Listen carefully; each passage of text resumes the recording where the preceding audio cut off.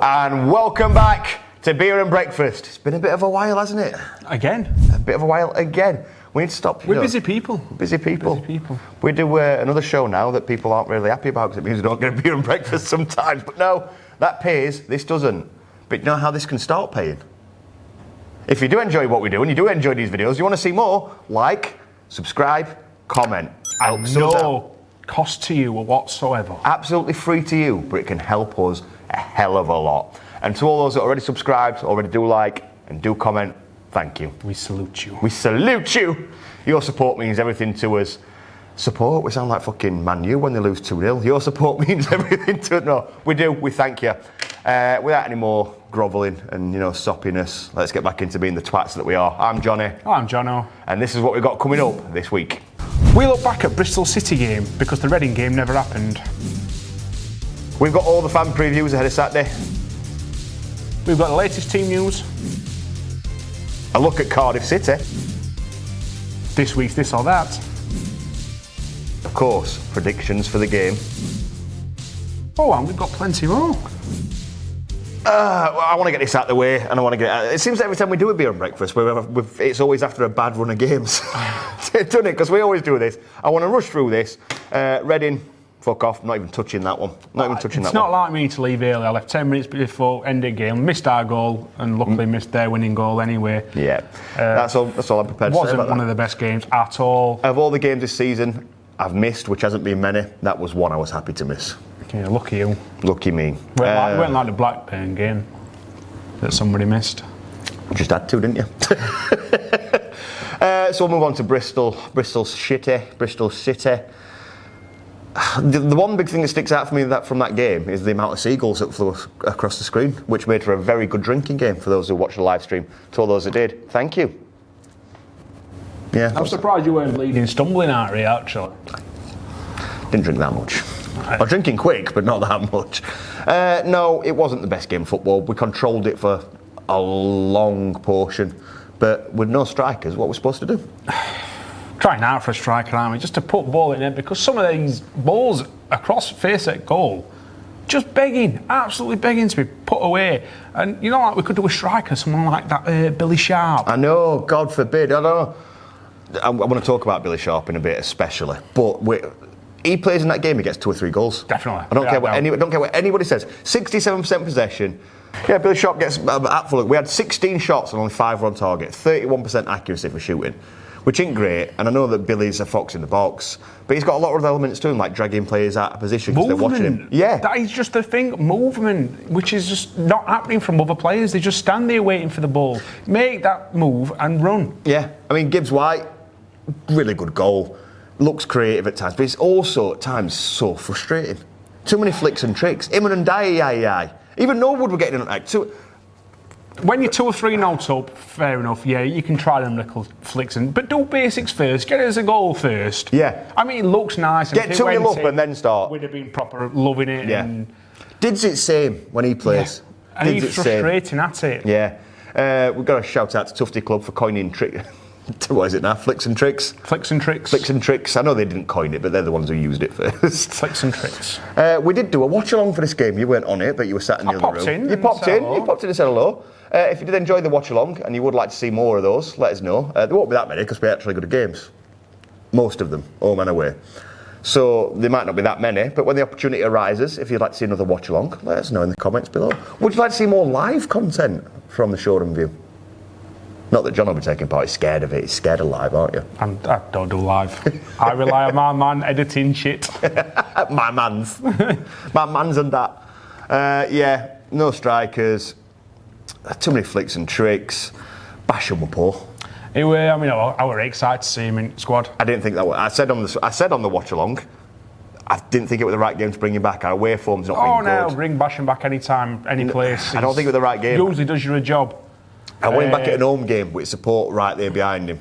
I said right there behind him. Fans haven't been great this season. I wanted him back at an home game, home turf, familiar turf, to put a shift in.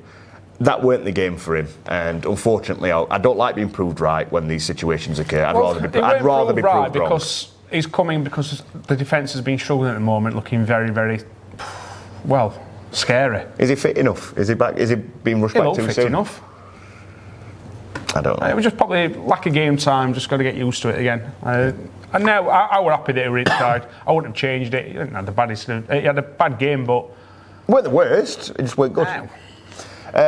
Obviously, we should have taken the lead earlier than we did when Jackie Longthrow got the end of a cross with that header. Should have buried that. 20 seconds later, Coldplay scores. Could you sum up Sheffield United's season any more than that moment? No. Fucking. Even cameras missed it, didn't they? Yeah, because they were too busy showing our replay to show their build-up play. Next thing I knew, Coldplay's on ball in box and scores. And then there should have been 2-0 up just after that. And I think if ball had been to Coldplay instead of other player who spooned it, they'd have been 2-0 them and game over. Yep. So it weren't good enough. I've rated it on halves. So for the first half, I say we're a 7 out of 10. Just for the simple fact that I don't think Bristol really had much at ball. We should have scored. We should have taken the lead. But then the second half, one we conceded. We weren't clinical enough. We started to take his foot off the gas. Too much was going wrong, and we weren't showing the same intensity we did in the first half. If we have a good first half, we have an average or a poor second half, and vice versa. Yeah, usually when we've had a bad first half, we do our 18 second half. Yeah, so second half I gave 5.5 out of 10. What about you? About 4 out of 10 for the second half. Really? Yeah, that bad? we're poor, and for us to go 1-0 down as well, to get caught on counter-attack, that's all they were trying, was a bit of naivety. Yeah. They knew what they were trying to do, and they still managed to do it. So yeah, bad second half. First half, I thought they played really well. Should have been in 2 goals up easy. What score did you get? 8 out of 10 for first half. Similar to, yeah, 1 extra point than me. Yeah, first half I worried because I know what we do if we have a good first half, but it were watchable. It were disappointing at the same time. I know we're mourning about the tricks and flicks, but it did look good. It does look good. And there were times where the easier option was there. That's the problem. If it were a flick and trick out of necessity, maybe, but sometimes there are easier options around. Before we scored on the watch along, you see, just before the ball comes in for him to score, I'm sat there going, what the fuck is he doing? Have a dig. Because they were an easier option, but he was lucky that he managed to just get a little gap. He even had to score it looking good, didn't he? Yeah. He was lucky that when the ball came in, he found that gap to put it in, because I thought he'd overran it, I thought he took too much time with it, I thought he'd overplayed it, but he found that gap, and fair play to him. Always happy to have egg on my face, especially when it leads to a Sheffield United goal. Exactly. But the main crux of that game was we just didn't have the players available, which has been a crux of the season, which brings us on to a little bit of a point I want to bring up. The training pitch of doom. Well, how many times do we want to mention it? That it needs doing, players have mentioned it. Not the training ground, just a pitch. Pitch, same thing, isn't it, really? A certain former manager. Our bleeding injury list is abysmal. It's shockingly bad. It's when you've got players saying it. It's ended our season, to be honest with you. Yeah. Norwood says it. Eki comes out and says the pitch is actually giving soft tissue injuries because it's that bad at the training ground. We're not even going into the training ground with the leaks and all that shit. We're going onto the training pitch. We've had former manager Slavicia saying it. We've had players currently playing for us. It's just not conducive to a good team. It's injuring players. We were supposed to, in the Premier League season, a certain former gaffer made a request to have £1 million spent on just laying a new training pitch. An extra pitch, which was brand new, at the bottom of the training complex where there was space for it. Yep. More room, newer pitch, less injuries, other pitches can be used for other things. It was promised it, said, yeah, it's definitely going to happen. Certain other manager got a phone call from Betis who turned around and said, oh, that £1 million? Yeah, they spent it on a player who's now never going to play for you because he's going off to Belgium.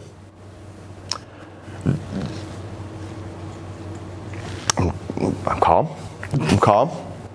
But decisions like that are what lead us to where we are now, where we've got an injury-ridden team, players not training as hard and as well as they can do, leaves us in a bad position for the playoffs.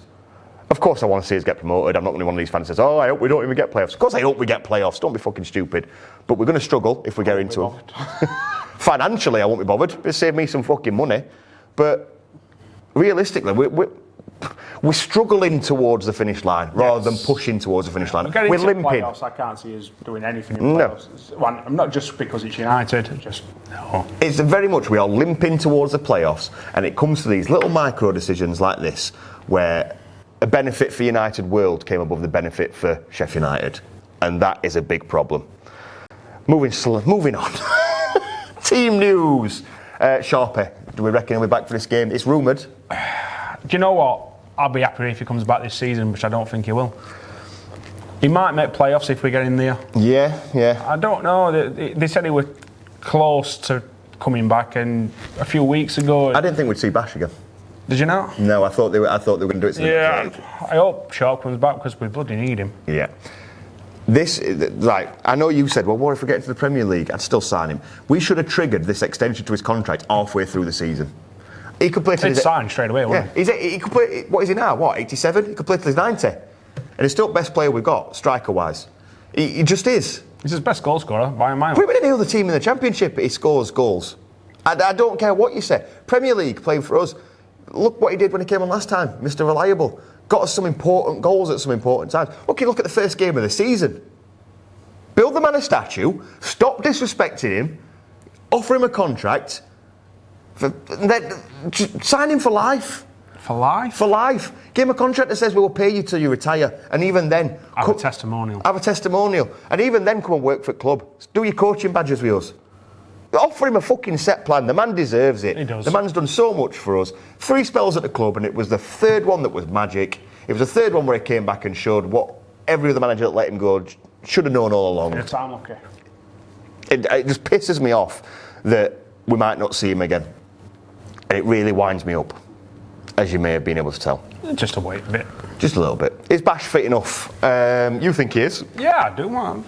I don't think he had a bad game because of his fitness. I think he might have been rushed back a bit. There were sometimes... I don't mean... Actually, I'm going to rephrase it. Do you think he's match sharp enough? Do you think he should have... sharp enough. No. Do you think he should have come off the bench, maybe? Possibly, yeah. But, like I said, he's first man on team sheet for me. Every game. Just because he's had one bad game. No, I'm not suggesting that you write him off because of this. What I'm suggesting is I don't want to see... If he's fit enough, you get him in team. Yeah, I don't want to... I know he weren't sharp for that match. Yeah. It will be for the next one. I don't want to see him struggle, is the thing I'm getting at. I want him to come in and be the player that we know he is. But he will do with match time. Yeah, he will, but I think that the last game should have maybe come off the bench.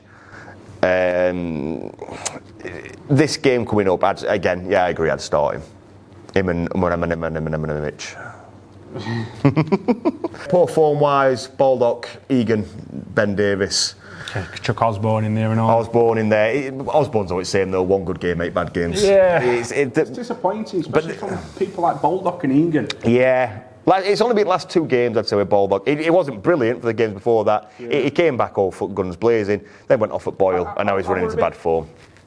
Strange picking Davis over Robinson for Reading match. I thought it was very strange. Yeah. Because Robinson's been playing well. Yes. This is his level, you know. Whether Liverpool said, look, we want Davis getting more game time. Yeah. I don't know. I'll not miss him.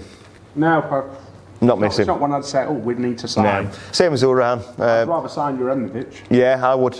He's looked class. People don't like him, and I don't get it. I think he's been good. Like he's been playing Wales for a while. Yeah, he fits us. He's not a world beater, but he's a good, solid defender. He's good for us. Yeah, he's good for us. I like him. He's the Croatian Chris Morgan. I quite like him. Yes. And it's easier to say Croatian Chris Morgan than it is to actually say his name. Morgan Gibbs-White, team news-wise, we're not going to see him next season. Full stop, game over. Unless we get promoted and play Wolves. Yeah, and we're not going to see him in a United shirt after this season. Again, full stop, essentially.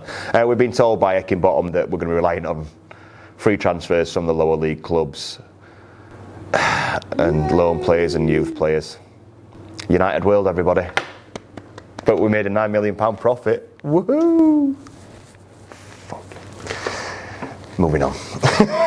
let's. In fact, I need time to calm down. I don't want my blood to piss too much. Blood to piss? Blood to piss. Piss to boil too much.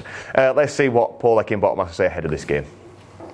Yeah, some good news regarding George and Bill, and so they'll be fine. And bad news regarding Ollie Mack. It looks like so he's got ligament damage and some fractures within bones in his foot, which is really unstable. So we'll look further into that to see if it needs surgery or if it's going to just be treated conservatively, but then it's still going to be a matter of months rather than weeks. So yeah, so it's a blow. It's a blow for us, obviously, but it's a blow for Ollie. Like the bits that people haven't seen is the work we've been doing with him and how hard he's been working, and had a couple of obviously illnesses and knocks that's set him back, and now we don't get to use him. It's one of them things. We've just got to deal with it and get going. So, like I say, we've been managing Bill in the background all the way through. He's joined in today, so that's the good news, I suppose. But yeah, personally for Ollie, it's a tough one. And like I said, when you're looking at the running and where we're trying to go and what we're trying to get to, and we need big players. We need as many players fit and available. And yeah, that's 3 of us forwards sort of written off for the season. It's opportunities for people. I know we say it, but it really is. And it's someone to step up and be a hero. And people's careers have been made off the back of opportunities. And that's how I see it, honestly. So all the work then with injured players is behind the scenes with us, and obviously the medical team and the sports science team. I think every player has played the part at some point in our turnaround in fortunes, if you like, and everyone's just as important to others. But it's pointless moaning about what we've not got. We've got some good players, and we've got, like I say, some real good games in front of us. So that's all the focus can be.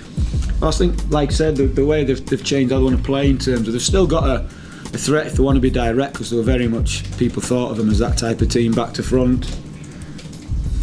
Tough. They scored the most headed goals by a long way, you know, when we played them away, set plays. And they've still got that, with Hugel in the team, Pisa in the team, in terms of they've got that outlet, they want to go long. But they've picked a lot more players with energy and footballers, if you like, around that. So they are trying to play a little bit more from the back and pass the ball a bit more. And like I said, they've sort of earned the right to have that freedom to go and do that. So that's what Eki has to say. More of the same, really, isn't it? It's becoming very predictable, these interviews now. How long did we see it before Paul Eki starts getting pissed off with Bud? I was about to say that. Yeah. How long do we see it? I know he's in a cushy job at the moment, and he's got his 4-year contract. He's got his 4-year contract. We are results key in the shit. He's going to be annoyed at some point. It's like, you want me to do well, I want to do well for the team, and you're just not giving me a chance. When Eki gets pissed off and walks, then no one's going to come in. No, not just that, but then will Eki get all the sympathy Wilder got? Well, no, he won't, because he's not done what Wilder did for us. No, but is that what it is? Is it just because he did so well that it hurt them too much that they're going to say, oh, we're a Mardy, but we were never that good anyway, and all this other bollocks you read online? Success, it's all about success. Yeah, he's done all right this season. He's fallen off at the moment, but it's not due to him or his tactics, I suppose. No, it's not. It is his injury list. Reading is what he picked for Reading were a bit baffling, but that aside, he's shown that he's tactics suit for when we've got a full fixed squad. Yes. And unfortunately, and he doesn't know how to change that, or the players don't know how to change. People say Wilder didn't have a plan a plan B. I don't think Eki can make a plan B because he never knows who he's going to be able to pick. It shows you that against Reading. Yeah. We constantly tried going down flanks all the time. It's like, why? It's not working. Change it up. We can see that. Everybody. So this is what I mean, though. Continue to but try. This is what I mean, though. With the players we've got available, how does he make a plan B? He can't. We've only got players that suit certain roles, and even them aren't fit or underperforming. Down the middle.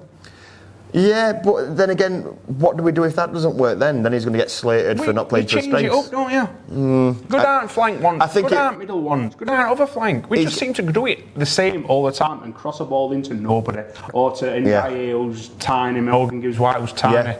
Because we've got what we've got available, because of the training pitch of doom, because of finances, because of the constraints on him of actually picking the team.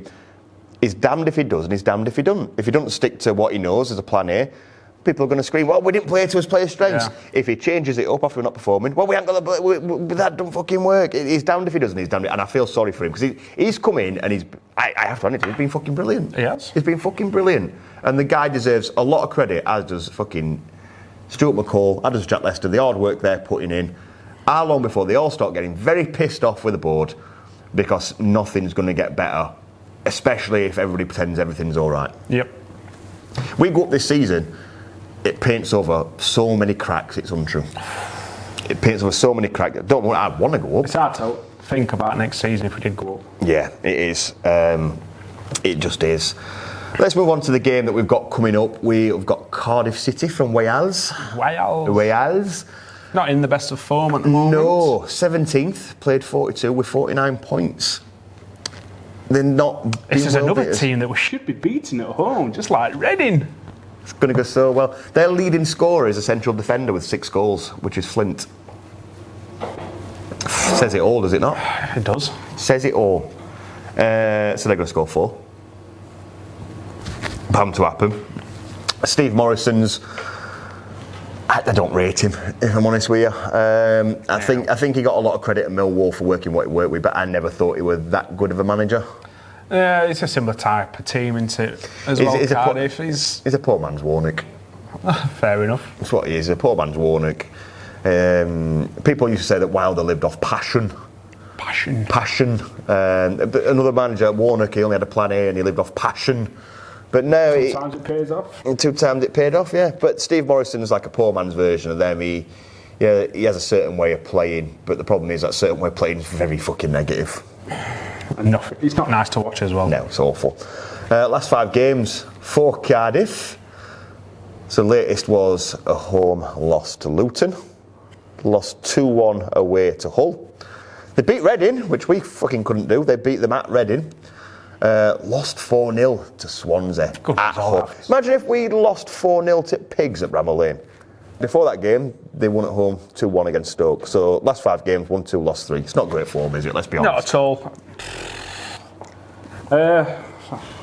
Is that going to come to our benefit? No, I don't think it will, you know. Or is it these are teams that we struggle against? I think, you know what, you're spot on. I think that our players do get up for the bigger games. I think they do. I think they get their heads in the right place and they get themselves well up for these bigger games. Games like this... I think they might have thought Reading were going to be a walkover. Yeah. Do you think expectation spurs them on and inspires them? Whereas... Possibly. I don't want to disrespect Cardiff and say the lesser games, but in reality it is the lesser games they find it hard to get up for. I think that could be a problem, you know. We've said what we can about Cardiff. Obviously, we don't watch them week in, week out. Somebody who does is our guest this week, our Cardiff City fan. Take it away.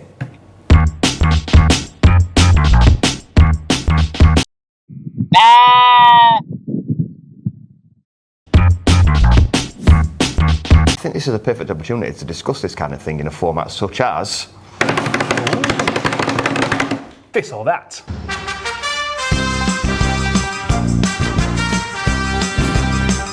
We're going to keep it nice and simple. We'll make us points after we've had a prediction. Are we going to make the playoffs? Yes or no? Jono, I'm going to let you go first. Jono, are Sheffield United going to finish in the top 6 and make the playoffs this season? No. No, we just not got the firepower at all. You think that's what's going to cost us getting in top 6? No, I'm not saying are we going to go up. I'm saying are we actually going to finish in the playoffs? No. Yeah. That's it. No, we're just not. We just lack that up front. And then Shot comes back fit for next game. Ask me again. But at the moment, no, we'll not get in playoffs. Johnny, what do you think? So no. Nope. So no, I don't see it happening. Millwall are going to tip us. Millwall are going to finish 6th. They're fine. They do it every season. They make a fight for the playoffs. This season's the one where they're going to do it. In playoffs and all, don't they do. This is the season where they're going to get to the playoffs. It's going to be at our expense because, of course, it is because we're Sheffield United and that's what we do. We save us some money going to Wembley. Yep. We snatch defeat from the jaws of victory at times. This is going to be one of them cases, I do believe. It's going to cost us everything we've been through before: training pitch of doom, finances, no strikers. Having to mishmash a team together. Eki's doing his best, bless him, but how many times can he pull an horseshoe out of his arse? Exactly. It's going to cost us. Riding on luck is just not the way forward for us. No. At times, even without key players, we've looked good. But you can look good all you want. If you don't put the ball in the back of the net, you don't win football games. That's it. And that's what's costing us. But remember, when a certain owner of a certain football club from a certain royal family went on certain interviews and said that it was ludicrous that we had 6 strikers at the club and it was far too many.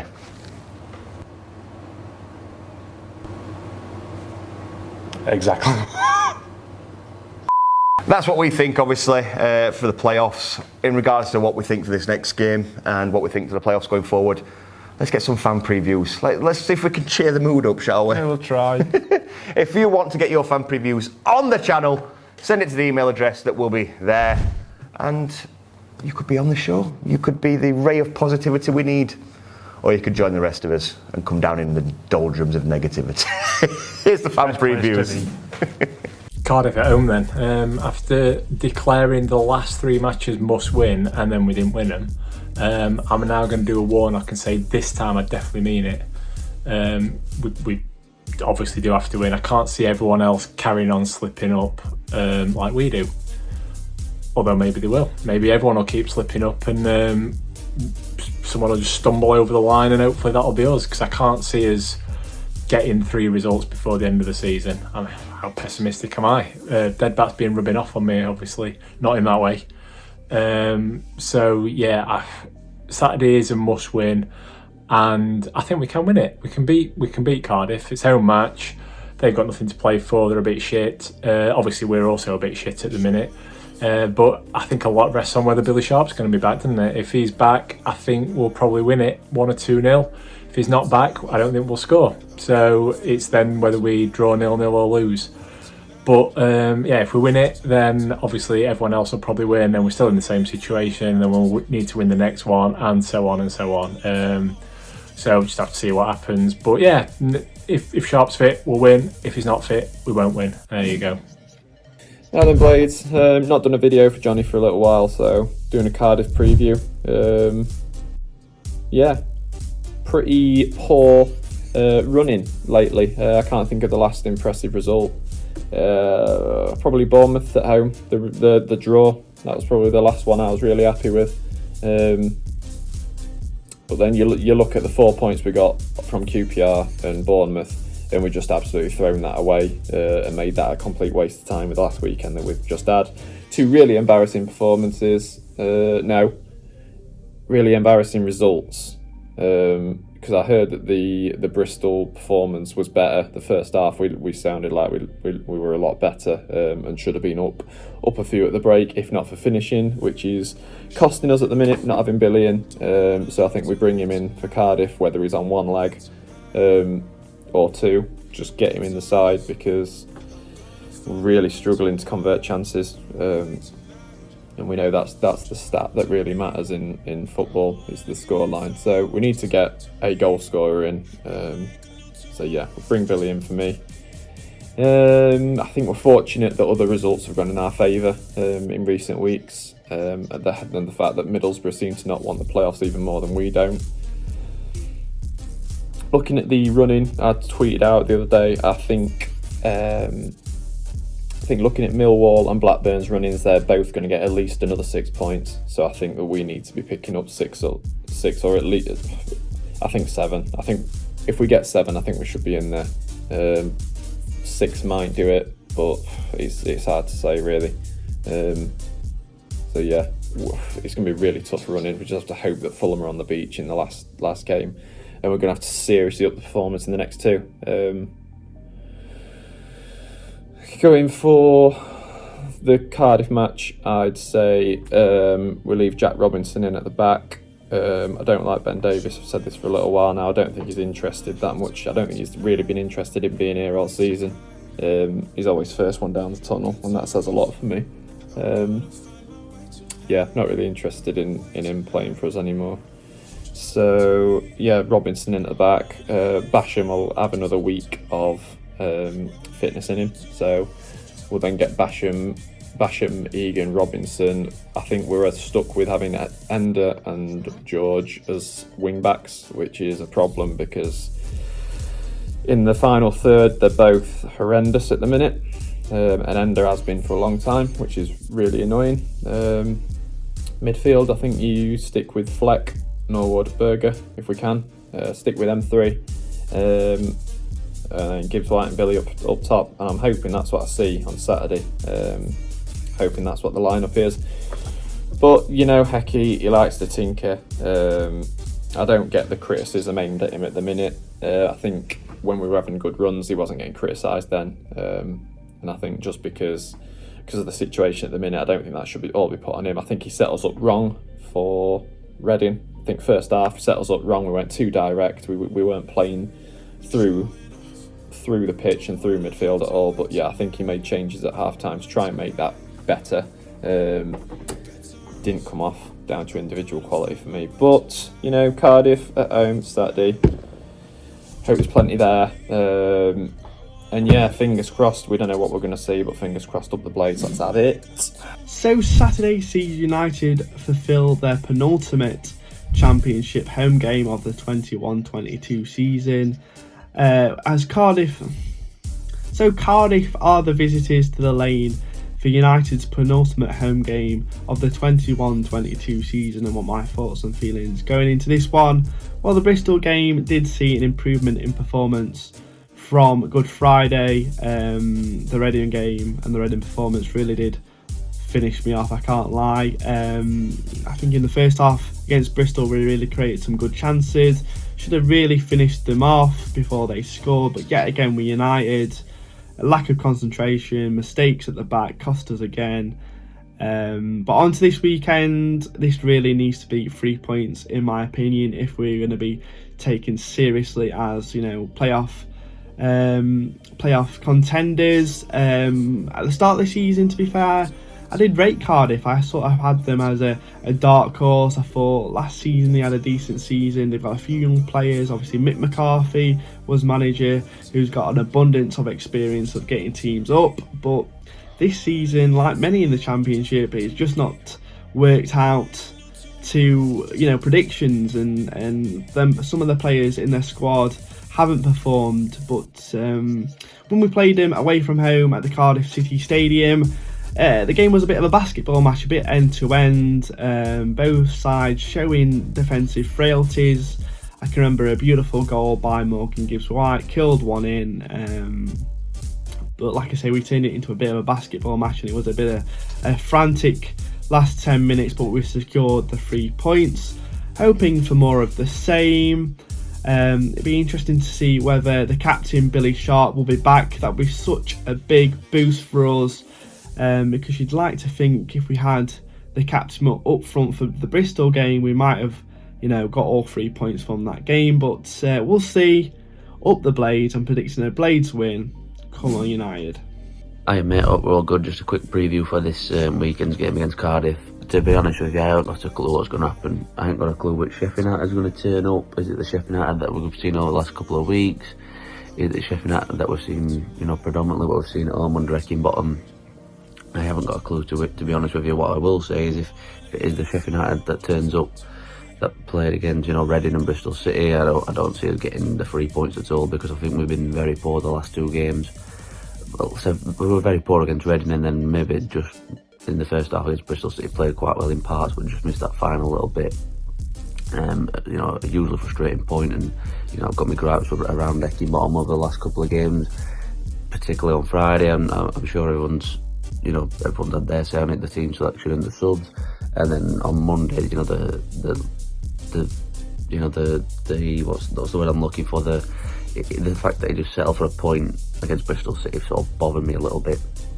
I do think we are in last chance saloon. I think it's absolutely must win with the games we've got coming up, QPR away and Fulham at home. It's absolutely must win. In my opinion, I don't think we'll make the playoffs now. That's just me being honest.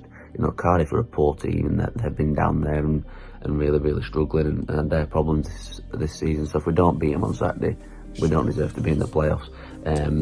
A point's not good enough either with the amount of teams that I can, get in there. You know, Millwall coming on strong, Middlesbrough having a little bit of a blip as well. That's probably the only saving grace that's kept us in the playoffs at the minute. I do think we'll win. Team news wise, again, who knows with all the injuries we've got. It doesn't look good for Sharp. He said he'd need a perfect week. Let's hope he does have a perfect week and Sharp is in the team. If not, I would start Sula. I thought Sula came on, looked bright, he used his body well. Maybe a bit early for the kid to start, but I would definitely have no qualms in him starting Sula with maybe Gibbs-White and Dye playing off him. Maybe he could drop Berg back into the Norwood position. Who knows what he'll do, but obviously Baldock took a knock as well, so maybe Osborne can come in and deputise there. But I do think we'll win. We're at home. Apart from the minor blip against Reading, we have been good at home, so I do think we'll win, and we've got to win. I'm going to go for a 2-0 Sheffield United win. Good evening, producer Josh here. I've finally been let out of my cage, and now you're never going to get rid of me, and you're going to get sick of me. But Cardiff at home with 3 games left, 1 point above Millwall in 7th place. We're sitting in 6th. I don't want to say every game is now a must win, but it's starting to feel that way if we want to secure top 6 and fight for the playoffs. But it's going to be a good game. Hopefully I'll be there. I'll see you all there. And yeah, 2 home games left, 1 away game. Our home form has been great this season, so hopefully we can pull it through. I'll see you guys at the game. So as you can see there, I want to say a mixed bag, but I think everybody's just a bit deflated, aren't they, really? Understandably so, I'd say, as well. Wouldn't you? Yeah, unfortunately, it's that towards the end of the season where you should be picking up and we seem to be dipping. I don't think anybody fancies us in playoffs. No. Let's have a look at Blades v Cardiff head-to-head, because this has been some interesting reading. Last time we played him, obviously. 1, 2, 3. 1, 2, 3. Good result. I'm surprised we've won one, because I always think them as a bogey team. Oh yeah, I'll read the rest of them now. A draw the time before that. That was Bramall Lane, 1-1 in 2018. Before that, didn't you go to this game where we lost 2-0? Yes, on a Tuesday night. 2017. What a long way back home. And then the last time before that was 2011. Shabbos. 2000. Another loss. Another loss. 2-0 loss at home. So these aren't exactly a team we do well against. No, but the times we played them, especially in 2017, they were flying high. Yeah. Under Warnock, actually. Yeah, it were. But then you've got to look at what they've got available now. We should be full of confidence, but we're still not. No. You can look at the head-to-head. I know it's a fun little thing to put on screen, but it doesn't mean fuck all, really. It's just something to have a look at. Because there are superstitious people in football. Superstition-wise, we should really lose or draw. But we need to win this game if we've got any hopes of a successful season. I'm just so pessimistic about it. It's untrue. I can see Cardiff winning 2-0, you know. Yeah, I can see us fluffing up again, to be honest with you. A draw, maybe. Right, Jono, final thoughts going into the weekend's game. Sing up, Shoreham. Yeah, that is. We're going to go into this when we've got a more free weekend. You know, this could be a weekend that's just gone. This could be a video in itself. Just sing up. Remember, good at matches to have a laugh and a sing song and a good drink, see friends. I don't know. It seems hard work at moments to go to matches. A few things that piss me off. The other two stands never sing unless it's a fucking full house in a cup game anyway. But on the cop, we've got our section trying. But other sections don't join in with us. But then when they only join in if they start the song. It's like, that's so petty. We join in with them. Yep. I'll just join in. It's not about who starts a song. It's not about being, look, I'm the biggest blade. It's not about, look at us, we're the ones who start the atmosphere. We're amazing. It's about getting behind a fucking team. And it needs to be done. As I said, we'll get more into this at another point. Score prediction-wise, you know what? I'm going to say 1-0 to Cardiff. Win 1-1. 1-1. Let us know what you think the score will be in the comments down below. Do you agree or disagree with us? I'd say it's an hard one to call, but it's just, I don't see it ending well for us. I don't see where a goal for us is going to come from against a team that's very defensive. It's going to be another Reading or another Bristol, isn't it? Yeah, it is, unfortunately. We hope you've enjoyed the video, as pessimistic as it has been at times.